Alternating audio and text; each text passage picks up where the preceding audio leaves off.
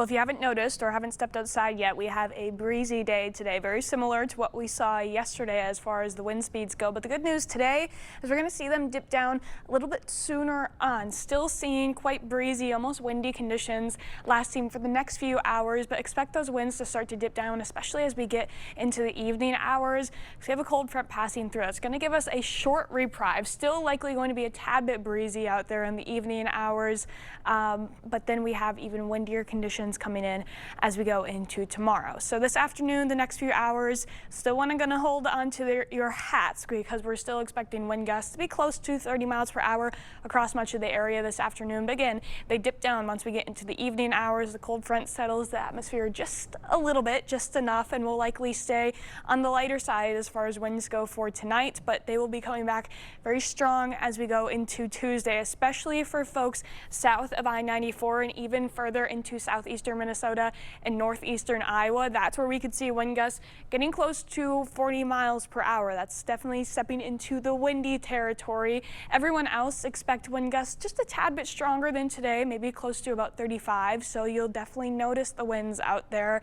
A good note, if you have any Halloween decor outside, especially those big inflatables, those are very susceptible to these kind of winds. So you're going to want to make sure those are tacked down and secured very nicely because you don't want them flying around the neighborhood. As we go into Wednesday, still looking to be a little bit breezy, but less so. Wind gusts closer than to 25 miles per hour. So noticeable, but not that dangerous wind that we're going to be seeing tomorrow.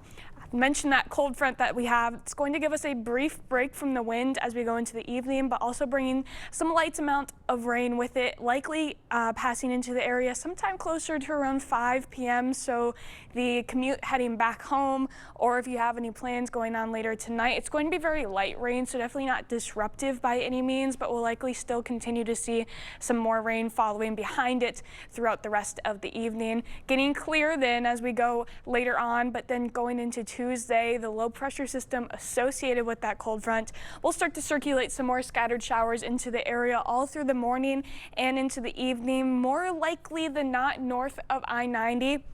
But really cannot rule out any scattered shower activity further to the south. We'll just see the most significant rainfall further north. And even then, we're not expecting a whole lot of rain associated with this. But because of that, expect a windy, gloomy, somewhat wet, and much cooler day for Tuesday since that cold front passes through this evening. A lot of that rain for Tuesday, though, from what we will see, should finish up as we go into the overnight period, and most of it should be out of the area by Wednesday. Here's our rain totals going into tonight. Then again, most of the area may be seeing about a trace as we tack on what we'll see tomorrow. Even then, we're not seeing a whole lot. At most, we could see maybe a quarter of an inch for areas north of I-90, but overall not a whole lot of significant rainfall. Lows tonight staying fairly mild because of that cloud coverage, but then tomorrow not going to be warming up a whole lot. Tomorrow's highs likely staying below 50 degrees for most of us, and keep in mind it is going to be a windy day out there as well, so we could actually deal with a bit of a wind chill, the first time that we've had to say that in quite some time.